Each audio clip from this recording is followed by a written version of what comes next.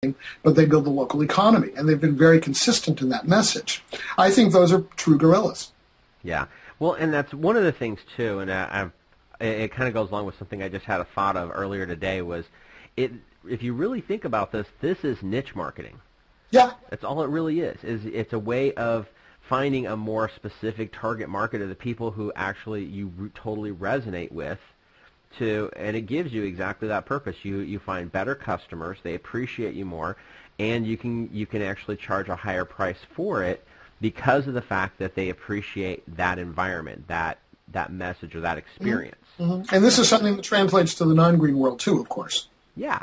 But the cool thing about it is that being that it is in the green world and so many people are jumping on board with that right now and everybody is concerned about what's going on in the environment, that it's a great way to build that know, like, and trust factor based off of that common goal. Of course, yeah. And I'm a big believer in that. That's awesome. So one of the things that I know a lot of businesses, and I remember, when we first started looking at a lot of the green stuff and what we can do to be more environmentally safe, is that things, when you tend to look at green, it tends to be more expensive and more complicated. What about green marketing? It doesn't have to be. In fact, a lot of the best green initiatives cost less. In fact, I wrote a little ebook called Painless Green, which has 111 cheap or free, easy ways to go green. I'll be happy to give that to anybody who is watching this program. All you have to do is go to painlessgreenbook.com/Earth Day and enter the code Earth Day, and you'll get that $9.95 ebook for free. And you'll see things in there like... We'll put that on the show notes, too. Okay, great. You'll see such tips as buying a duplex printer, okay?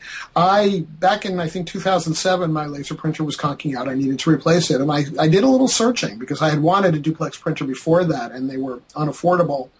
And a duplex printer means it'll print on both sides of the page. It's kind of cool to watch because it'll start to put the piece of paper out on the tray, and then it'll actually, just before it gets to the end, it pulls it back into the machine and prints the other side. And so by going to a duplexing printer, and that printer cost me $250, which was not any more, but I've paid for a comparable 1200 DPI laser printer at that time. And I saved 40% of my paper bill just from that, because most of my printing was able to be done on two sides. So there's something I did both to be green and to be more economical. And there's a lot of stuff you can do like that, both in terms of going green and in terms of marketing green. A lot of the green marketing is very cheap and easy because it involves, like so much guerrilla marketing, it involves building relationships with people who can help you as opposed to simply stuffing loud, in-your-face messages in people's faces. Right. Very cool. Now, one of the things, too, how should businesses seek alliances with their competitors? Because this is something you and I have talked about the other day in that whole collaborative environment. I'm very big in leveraging your relationships and building that collaborative world. And in today's world, I do find that I think that the competitive model is dying. Yes. And that the collaborative model is what's going to make businesses survive in today's world. So what are your thoughts and ideas on that? All the way back, I own a book called Co-opetition, which I think was published in 1989, and it laid this out even back then.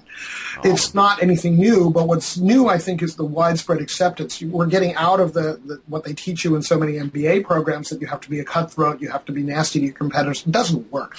I figured this out a long time ago, actually back in the days when most of my business was writing resumes, so we're talking about pre-1995, probably somewhere around 1990.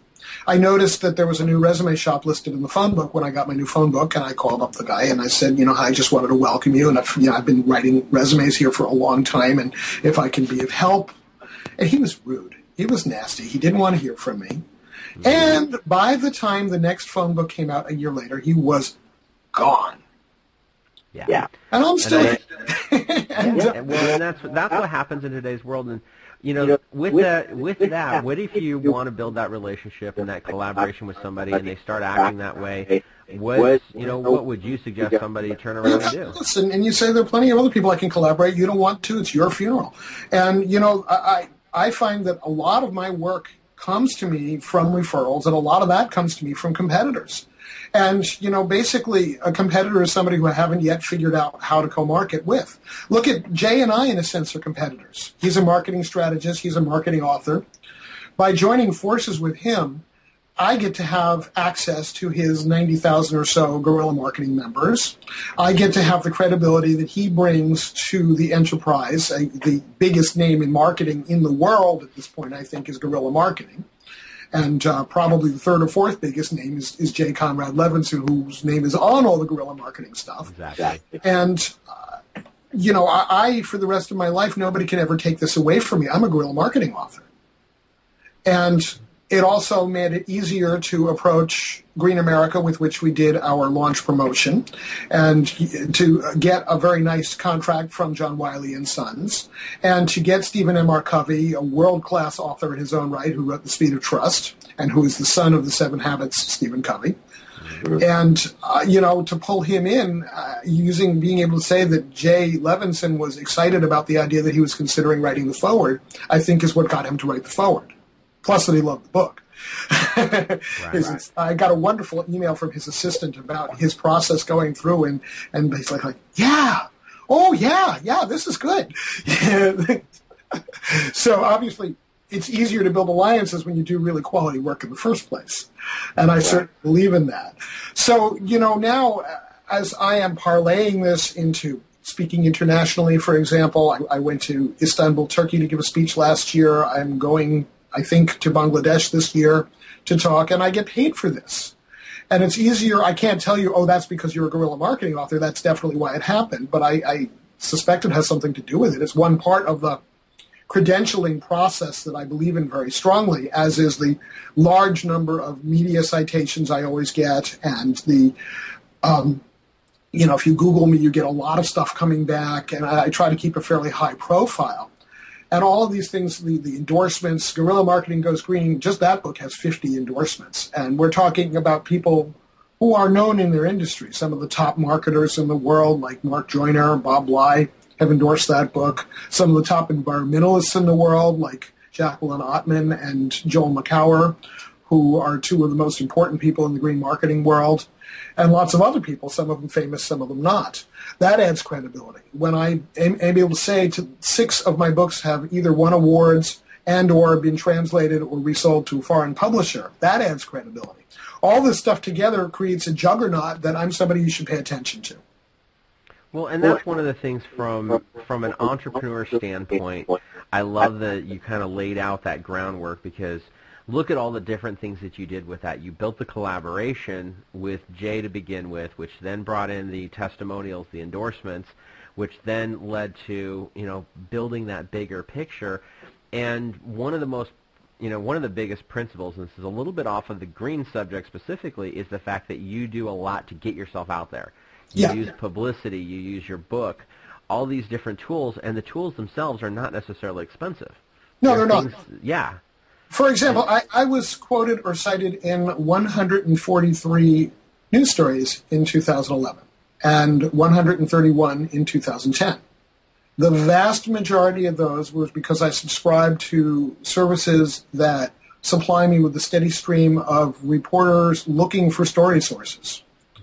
And most of those services, all but one of those services, are actually free. So the only investment is my time. And there is a time investment. I'm probably averaging an hour every weekday going through the reporter queries and answering a few of them. Mm-hmm. Last year I answered about 600 of them. And that seems like an enormous amount. But again, 144 times, it got me media. So when I can say to people, this is another credibility that I've been quoted multiple times in the Wall Street Journal, the New York Times, Entrepreneur Magazine, people notice this. Actually, there was a little tiff about last year I put up a Wikipedia page that I had someone write for me and post, and there was somebody decided that I was too self-aggrandizing and shouldn't be having a Wikipedia page. And one of the arguments that other people made in response to that is, hey, he's been cited in the New York Times. This is a somebody. Yes, he deserves a Wikipedia page, and my page is still up. Right. Awesome. Very cool. And it's all about getting out there. That's the guerrilla concept, is getting out there and being quick and finding those easy things that get you out there, build that reputation, build that credibility to make you stand out from those that would be considered your competition. And that, like we started with the competition versus collaboration thing. I'm a firm believer that we don't have competition. We have people that do the same type of stuff as us, but we have our own unique. If we're good, we have our own unique way of doing it. Yeah, there'll be overlaps. And in fact, I find that I get a lot of work from people where there's an overlap. And that goes way back when I was in the early days of my business. I went to an association of the local secretarial service owners, and I joined that organization. And I found that there were people there that hated to write resumes, which I enjoyed doing, and I hated to transcribe tapes. So I sent them, we each sent each other the clients. And working on up, certainly now my modern day living has a lot of referrals from people who do some overlap of the thing that I do, but they do it a little differently or they do it for a different audience. And we send each other work. And, big companies understand the importance of collaboration. Eli, have you ever given any thought to how it is that the Postal Service, and we all know that the Postal Service is not where you think about if you have to get things there the next day, it has to absolutely get there.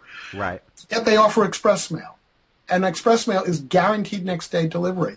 They can lose a first-class letter for 3 weeks. How can they do express mail? Do you want to know how they do express mail? They send it through FedEx? Exactly.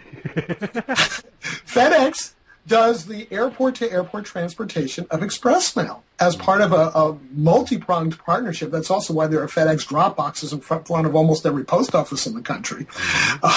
They have this operational partnership. FedEx gets to fly full planes and get paid for them, and the post office gets to the security of knowing that the express mail that people are paying good money to get there overnight will get there overnight, and they won't have to issue 1 million refunds. So it's a win-win partnership. And FedEx is really good at logistics. They know exactly where every package is in their system at all times.